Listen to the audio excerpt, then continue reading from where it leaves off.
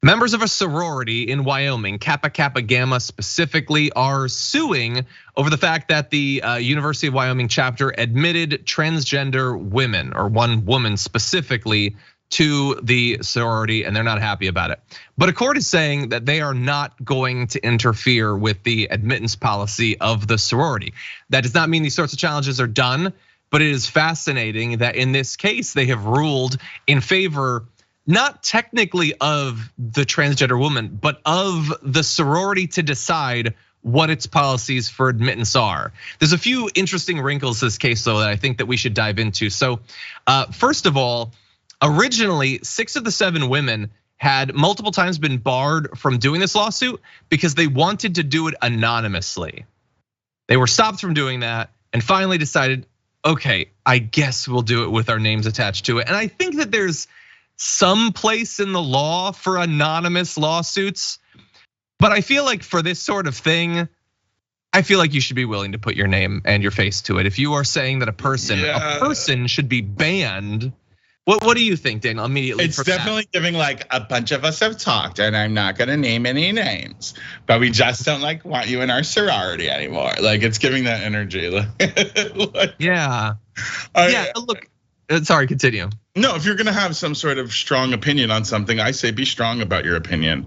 Like, trying to do something like I'm gonna put it in the suggestion box just isn't gonna cut it when you're talking about altering somebody's life plans. Yeah. Now look, I don't know these individuals. I don't know the apparently unnamed transgender woman that they're trying to ban from it. They say that, Artemis Langford is the transgender woman, apologies. They say that Artemis's presence made some members of the sorority uncomfortable. Langford would sit on a couch for hours while, quote, staring at them without talking. If that claim is true, then I can understand how that would make you uncomfortable. Why that would mean that all transgender people should be banned from being a part of the sorority seems like that's going a bit far. Also, like if that's the case, when you were pledging, didn't you notice some sort of like maybe personality flaws? Like I kind of feel like isn't that the time to like feel out your sisters or like your frat brothers and like see if they fit in with your group? Like if Artemis was inducted into the sorority and they said, hey, come be our sorority sister. You've got the vibes, you did whatever the rush stuff was, you've met all the requirements. And then there's like a group of people who are sitting there going, she's staring at us. Like, well, like, are you engaging? Like, is this, there's a lot of questions that just that comment alone brings up to me. Oh, she was sitting on the couch and staring at us. It sounds exactly like something that somebody that was mean girling somebody would say about somebody who is being afraid to like engage with somebody that was staring at them.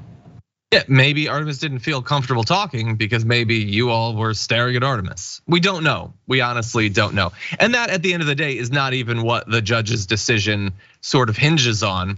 But here is some excerpts from the motion to dismiss that I do think are interesting. The central issue of this case is simple. Do the plaintiffs have a legal right to be in a sorority that excludes transgender women? They do not. This policy, by the way, has been around since 2015. Which I'm actually surprised by, And I also do have to remind myself that while huge sections of the country have never been particularly inviting or welcoming to members of the LGBTQ community, the time that we're in now is particularly aggressive. Like, I don't feel like against transgender people specifically, there was tons of ignorance and probably tons of stigma, from many people. But it wasn't like a constant topic of conversation on the right on a day-to-day basis constantly. And so it's hard to forget that there were places where they were just more inviting, more welcoming back in 2015 than they are right now. I heard somebody said something like, do you remember those 6 or 7 years where it was okay to be LGBTQ? Like there was like a little sweet spot where like everything was like chill for like a minute. And those chill days are over. They found a hot button topic now. Like this is something that they found that is rebel rousing their group to say, yeah, we agree with you. And probably gaslighting us from more important issues like gun control even. But I feel like it is a hot button topic of this election, whether we like it or not. And I think that I think this is one of those ones where you really want to be on the right side of history. Like time is only going to make you look foolish if you're, following this. awful plan to sort of eradicate transgender folks, like especially when there's the calls coming from inside the house and it's one of our own, and it's like gay people who don't want the T to be part of the LGBT. But sorry, there is no LGBT without the T. Until our most marginalized members of the LGBTQ community are free and comfortable being who they are walking down the street, none of us are free. Yeah, 100%. And obviously, look, if you disagree, you can say that. But also, we can point out that like it is very convenient for the right to have some individuals or organizations that they can hide behind to say, no, it's not about hating people or whatever. Look, even some gay organizations also think that there should be no rights whatsoever. Like the right is always going to jump on the opportunity to have that. They immediately jump towards children. They say, "Oh, we don't want you to change our children or give them hormone blockers or blah blah blah." We're not trying to make trans children. We're trying to make trans children stay alive. Yeah, there's a difference. We're not trying to create anyone. We're trying to create a safe space for people. So I think that a lot of people who don't know a transgender person, or it's the same thing with queer people or gay people rather, in probably the 70s and 80s. If you didn't know one, you might have judged them based on what the media was saying during the AIDS crisis about gay people, and that's what we're dealing right now. This is literally a crisis for transgender folks. 100%. Yeah. Transgender kids exist whether you like it or not. I wish that was a truth that could be accepted by some people, but they are certainly resistant. And that's on what? Period. And God. Like 100%. Yeah, 100%. Take it up with the creator of everything. Yes, okay. And I love that word creator. That's what Pete Buttigieg said about Mike Pence saying something about, and creator's a buzzword. People who actually believe in God, like when you use words like creator, they're like, it's like it makes them listen. And I think that is exactly it. God doesn't make no mistakes. Transgender folks are fearfully and wonderfully made, and every hair on their head is counted. Yeah. 100%. You know what? We're gonna play this last video actually because I want to give more time to our e-blocks. We're gonna wait. We're gonna throw that to the aftermath. So everybody definitely stick around if you're listening to the podcast. There's extra clips that come out every day on our YouTube channel. You should definitely go check it out. But for now, there are some who are not satisfied to just have a debate about whether transgender women should be allowed in sororities. They think that this is something beyond just what a person wants. This is a conspiracy. Take a look at this.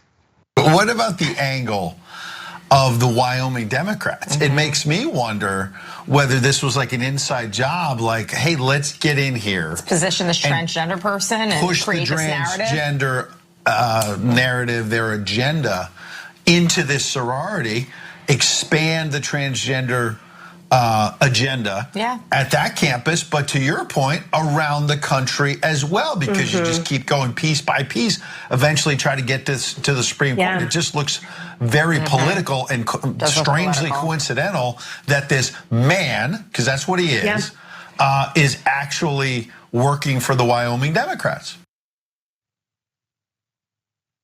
See, it's very convenient that this person wants to be in a sorority. You know that like it becomes political when judges have to start weighing in on it, and they did that when people tried to ban Artemis from being there, not when Artemis got into the sorority. You guys made it a political thing.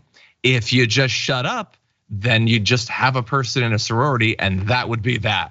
My assumption would be, and obviously I don't speak for Artemis, I don't speak for anybody, but I assume that the agenda is being in the sorority. I think that that's the end goal. That's the end game of this thing, is just being a sorority girl, I think. Or the greater agenda at large, staying alive and just being able to live a normal life. I'm working on this project, Prayers from a Drag Queen. It seems that everything that the hard R Christians have to say about us, there's never a prayer. Like it's always just some condemning us or standing outside with some hateful sign outside of an event. But a lot of the prayers, I ask people, what's queer joy, or what do you think that the LGBTQ community needs? And a great deal of people answer the same thing, and they said, just to be able to walk down the street, listen to music, hold my partner's hand, and be myself. Yeah. The big wish, the big prayer for the LGBTQ community right now is just to be able to breathe and be at ease.